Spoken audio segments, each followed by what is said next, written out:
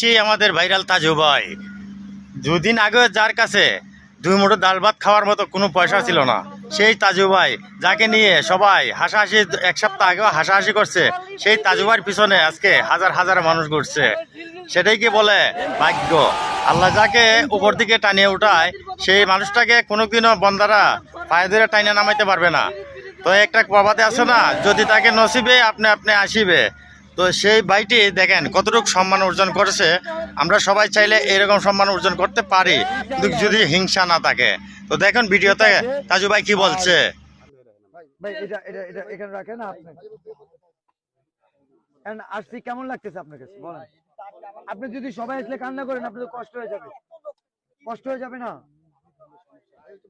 এখন বলেন আপনি সমস্যা। এটা হচ্ছে আমাদের টিমের পক্ষ থেকে আপনাকে আমরা ফুল দিয়ে বরণ করছি।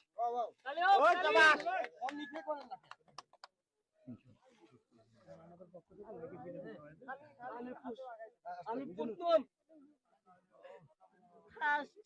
জিলিপি নিয়ে করতে বললাম ভাইরাল।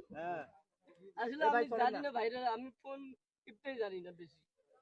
আমার একদম ফোন দিয়ে কয় পেজ তো ভাইরাল হয়ে গেছে, ভিডিওটা ভাইরাল হয়ে গেছে জিলিপি। তখন আমি চেক করে দেখি আসলে ভাইরাল হয়ে গেছে, এম বসে গেছে।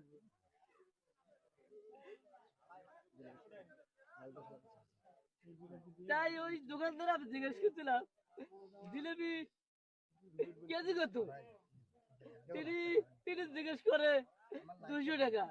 তার গেল বছর আমি জিলিপি খাইছিলাম 160 টাকা কি 70 টাকা খাইছিলাম, তাহলে এই বছরটা কেন এত দাম পারলো? তখন থেকে আমার মাথায় গল্প ঢুকে গেল। দোকানের সাথে অনেক তর্ক বিতর্ক আমার চলছিল।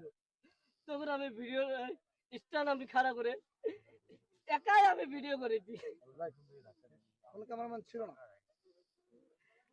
তখন জিজ্ঞেস করছিলাম লালটা কত আর সাদাটা কত, আর আমি খাইছিলাম লালটা খাইছিলাম।